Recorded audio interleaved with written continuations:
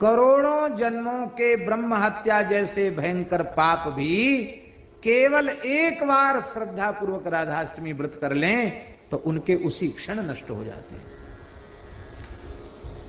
एकादश्या सहस्रेण यत् फलम लभते नरः राधा जन्माष्टमी पुण्यम तस्मात् छत गुणाधिकम।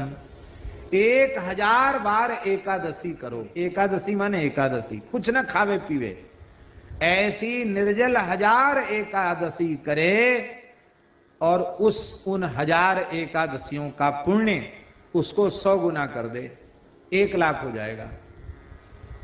और कहते हैं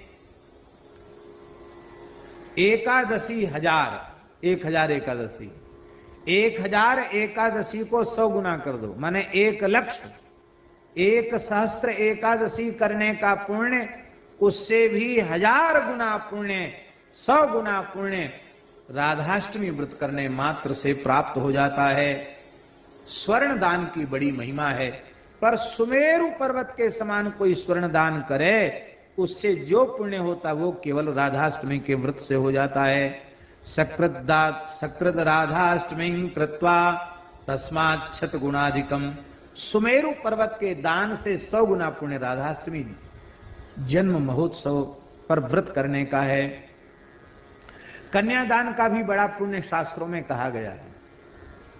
1 सहस्त्र कन्याओं का दान करे, 1000 अत्यंत अभावग्रस्त परिवार की कन्याओं का विधिवत विवाह करे, उससे जो पुण्य होगा वह पुण्य केवल एक बार राधाष्टमी व्रत कर लेने से हो जाता है।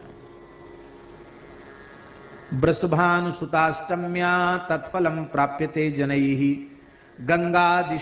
गंगादिषु च तीर्थेषु स्नात्वा तु यत् फलम भवेत् कृष्ण प्राण प्रियाष्टम्या फलम प्राप्नोति मानवः। गंगा आदि धरती की समस्त पवित्र नदियों में स्नान से जो पुण्य होता है उसका सैकड़ों गुना पुण्य केवल राधाष्टमी व्रत से हो जाता है। एतद् व्रतं तु यह पापी हेलया श्रद्धया पिवा करोति विष्णु सदनम गच्छेत कोटि कुलान्विता।